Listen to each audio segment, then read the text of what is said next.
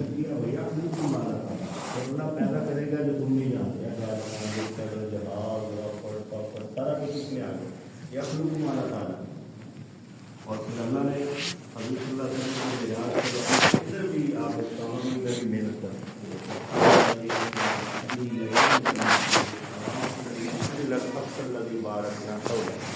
کہ 900 میل کا پار نینو وہ رات لائٹ پہ سوال تو ادھر انبیاء کو نماز پڑھانے پہلا آسمان دوسرا تیسرا ابھی تک تو چاند تک ہی پہنچے ہیں مریخ تک پہنچے ہیں لیکن نبی پاک صلی اللہ علیہ وسلم جو ہے وہ عرش معلیٰ تک یہ بتایا کہ ادھر بھی جا سکتے ہیں موسیٰ علیہ السلام کو کہا کہ سمندروں میں چلو ہمارے بندے ہیں کہ سمندروں میں بھی جائیں بدیع السماوات والارض ہر چیز کا ماڈل جو ہے اللہ نے دیا ہم نے نقل کی جیسے جہاز کا ماڈل اللہ نے کس شکل میں دیا کیوں بھائی ہے پرندوں کی شکل میں اولم یروا الی الطیر فوقہم صافات پرندے جو حرکات کرتے ہیں ایسے ڈپ کرنا اوپر یہ سارے جنگی جہاز بھی ویسے کرتے ہیں 14 اگست میں دیکھا نہیں فوجی کرتب دکھاتے ہیں ایسے جہاز کھڑا ہو گیا ایسے ہو گیا پرندے ہم نے دیکھا مچھلی پکڑنے کے لیے ایسے ہیلی کاپٹر کی طرح کھڑے ہو جاتے پھر ایسے جاتے ہیں اور مچھلی کو پکڑ کے لے آتے ہیں تو اللہ نے کہا کہ میں نے ہر چیز کو پیدا کیا انسان نے تو اجزاء کو جوڑا ہے جوڑ کے اپنے آپ کو سمجھا بھی پتا ہے کریٹر ہو گیا ہے تو بندہ تو اجزاء کو جوڑنے والا ہے اصل پیدا کرنے والا اور ماڈل دینے والی بات اللہ شان ایسی ہے کہ بغیر ستون کے آسمان کو کھڑا کیا رفع السماء بغیر عمد ترونها نے کہا بغیر ستون کے آسمان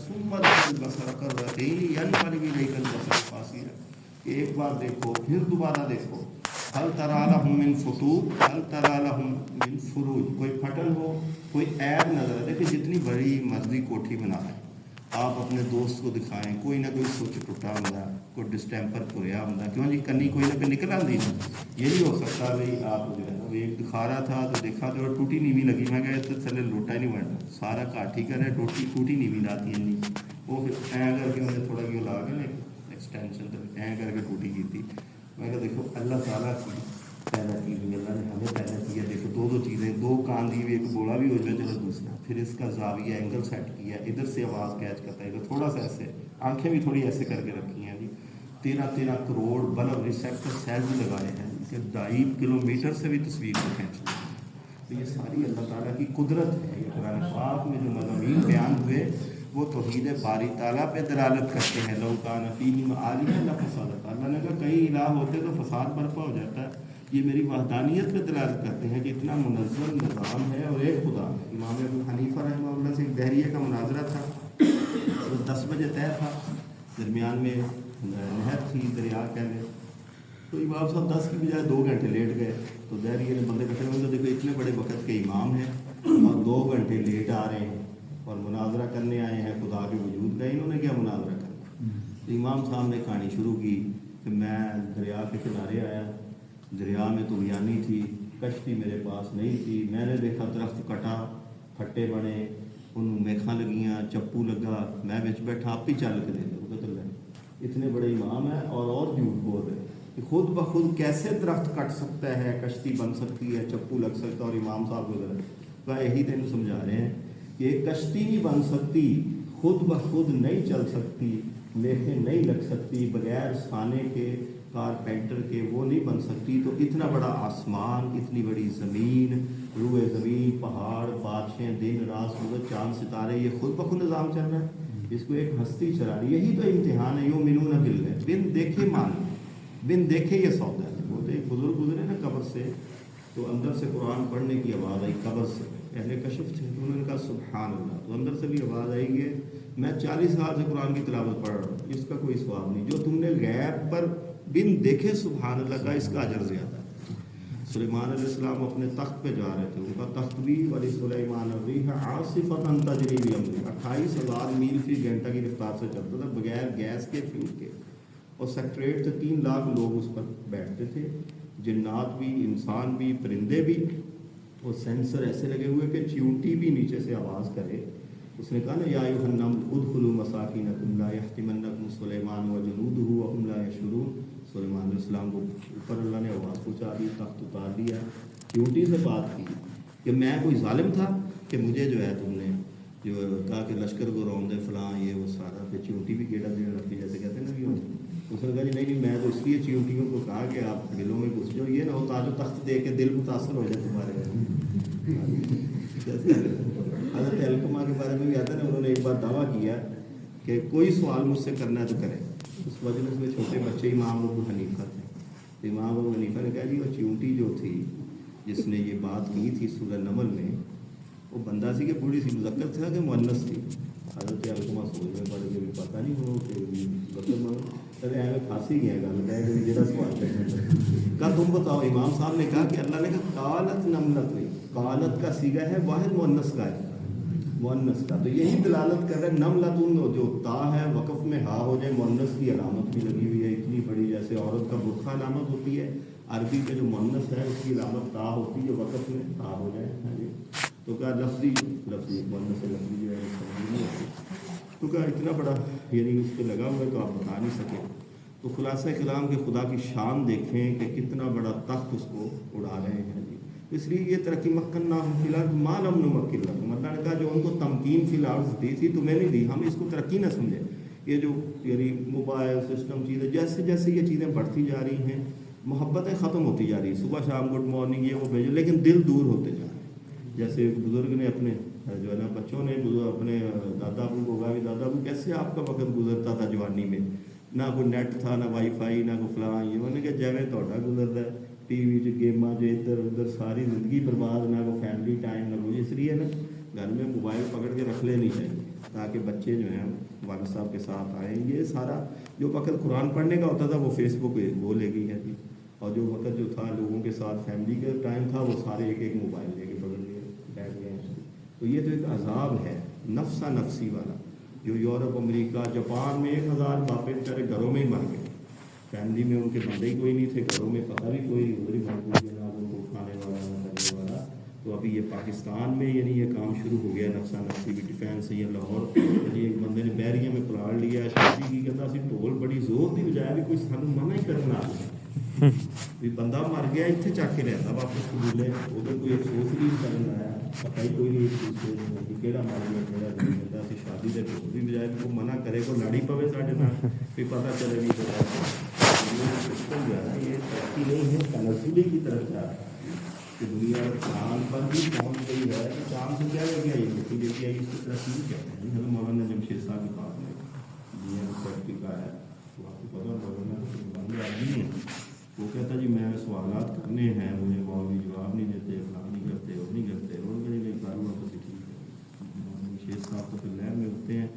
انہوں نے کہا دنیا جو ہے وہ چاند پہ پہنچ گئی ہے, آپ جماعت کو کہتے ہیں بستر اٹھاؤ, لوٹا اٹھاؤ, مسجد میں آؤ, اسی پرانی ترتیب پہ لے کے جا رہے ہیں. وہ کہا کہ بھائی چاند پر کروڑوں ڈالر لگا کے, وہ نقل بوتل جھگڑ گئی, اتنے ڈالر لگا کے لے کے کیا آئے ہیں, مٹی لے کے.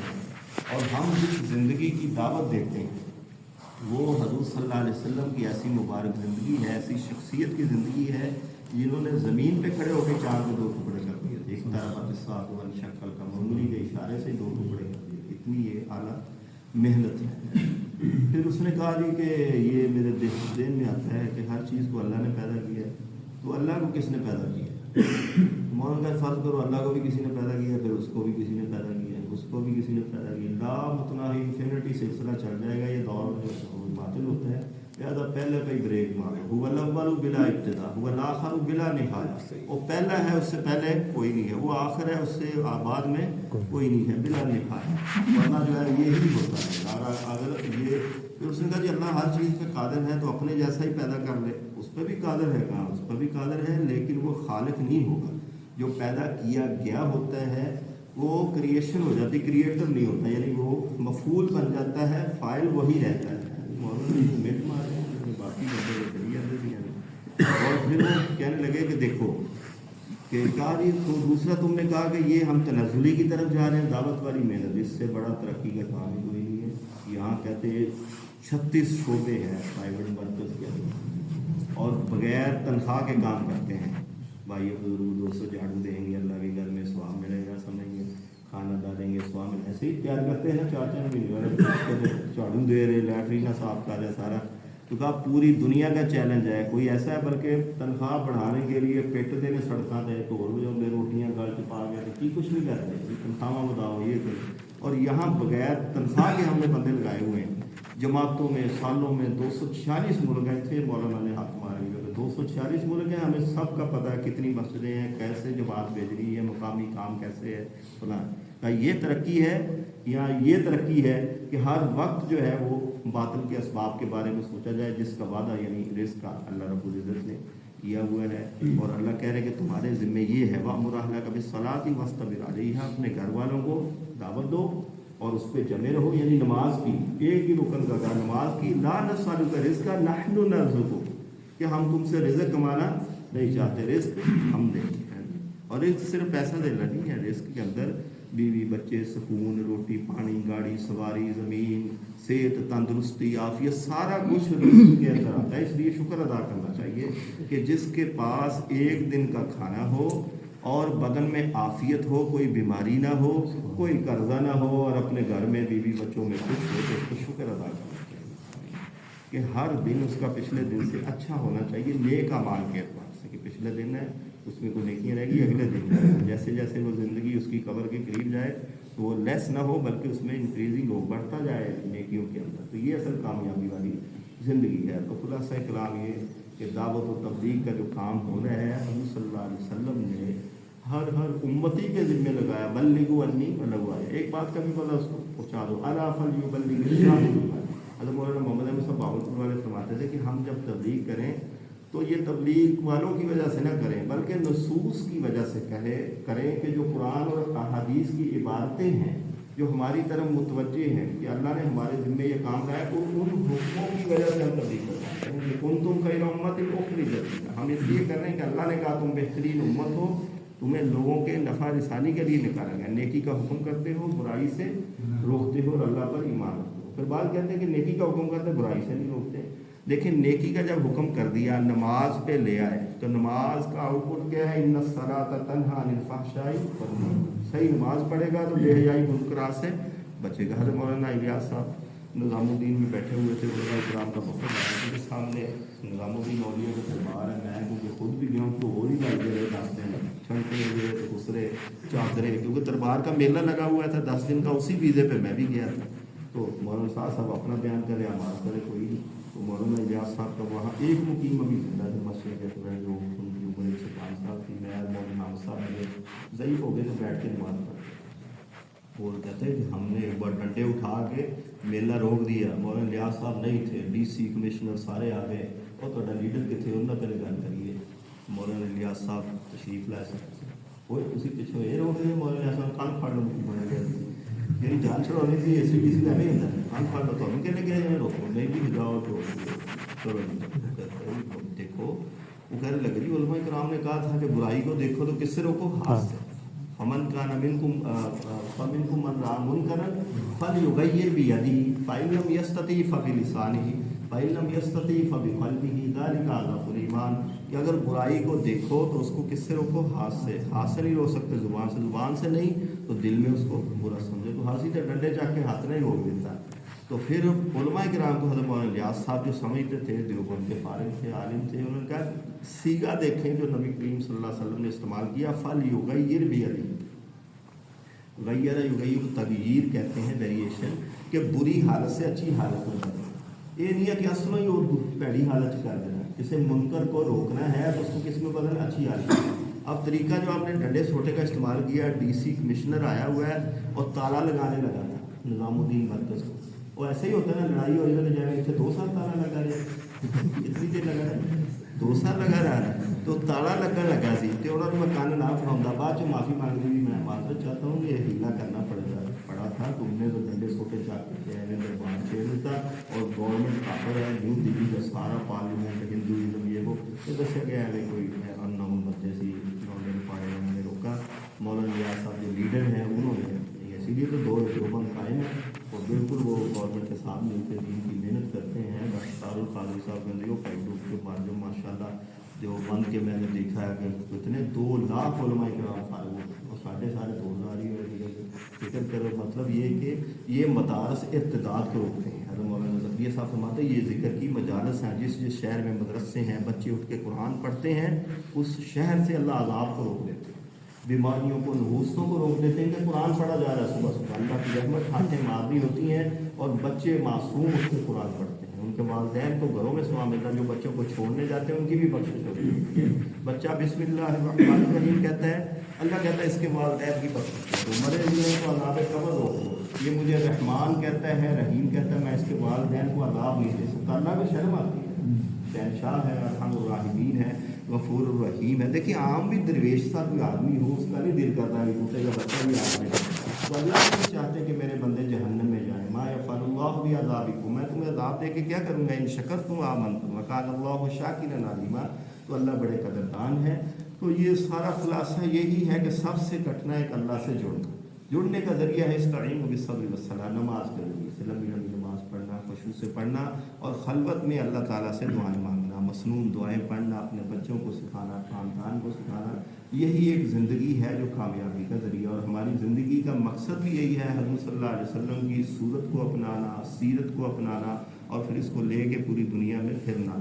تو حضرت مولانا علیہ السلام نے فرمایا فلیغیر بیدہ. یہ جو تغییر کا لفظ ہے یہ دوسرا ڈنڈے ٹوٹے سے نہیں ہے، حکمت اور بصیرت کے ساتھ. ادعو الی سبیل ربک بالحکمت والموعظۃ الحسنہ وجادلہم باللتی ہی احسن. اگر مجادلہ بھی کرنا پڑے تو اچھے طریقے سے.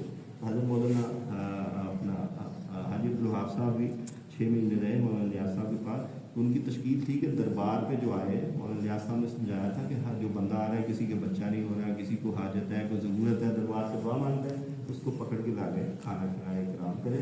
وہ اگلی بار پھر میرے مرکز میں آتے کیونکہ خرچہ بیٹھتا ہے، روٹی پانی پیتے، اکرام ہوتا. پھر اس کے بعد وہی انہوں نے 4 مہینے لگائے، مقیم ہو گئے، اللہ تعالیٰ نے توفیق دی. تو کہا یہ تبدیلی ٹھیک ہے. آہستہ آہستہ کتنے لوگ تھے، یہ جہلم کی پٹی ہے وہ 90% جو ہے ہٹے ہوئے تھے، لیکن تبدیلی کے اندر لگ گئے. اللہ نے اس محنت کے ذریعے سے رنگ لگائے.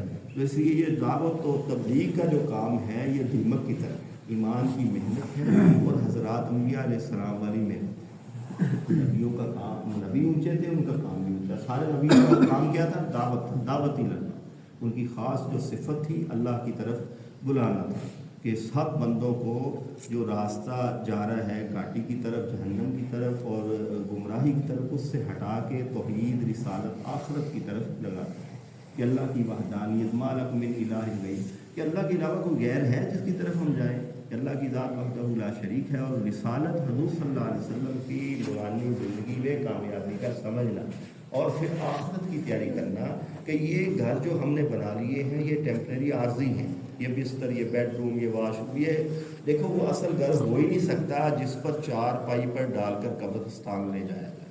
یعنی ہم آنکھوں سے دیکھتے ہیں اصل گھر پھر ہمارا کون سا ہوا؟ آخرت قبرستان ہوا جہاں ہم نے رہنا ہے. اللہ والے نے کسی نے پوچھا آبادی کدھر ہے، انہوں نے قبرستان کا راستہ بتا دیا. اللہ والے نے آپ نے مجھے ڈیٹ طے کر دی، میں کہ آبادی کدھر ہے، آپ نے قبرستان. کیونکہ میں نے ادھر بندے جاتے دیکھے واپس نہیں آتے، ادھر آبادی سے ادھر جاتے دیکھے، اس سے پتہ چلا یہ آباد ہے، یہ ویران ہوتا جا رہا ہے.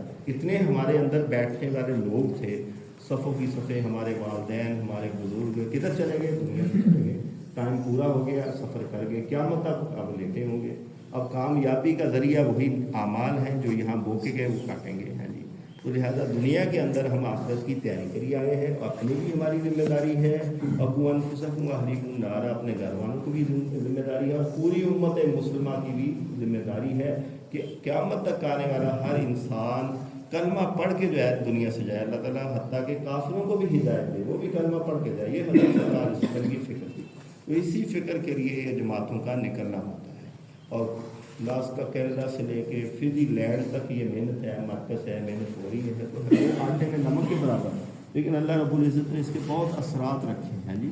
اس محنت کے ذریعے سے وہ آدمی کے جو تیار نہیں تھا سجدہ کرنے کے لیے، داڑھی رکھنے کے لیے تیار ہو جاتا ہے. ہاں جی. تہجد پڑھنے کے لیے، اشراق کے لیے، زکوٰۃ دینے کے لیے، اللہ کے راستے میں مال خرچیں کرنے، کیونکہ یہ دلوں کی محنت ہے. جب دل کے اندر ایمان آتا ہے تو پھر اس سے یقین پیدا ہوتا ہے اور آخرت کی تیاری میں لگ جاتا ہے.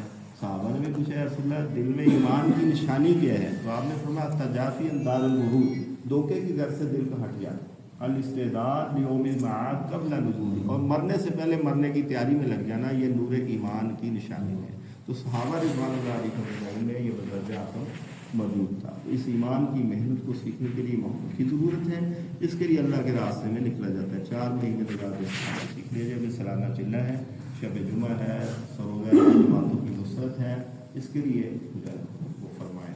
زیادہ لمبی بھی بات یہی بات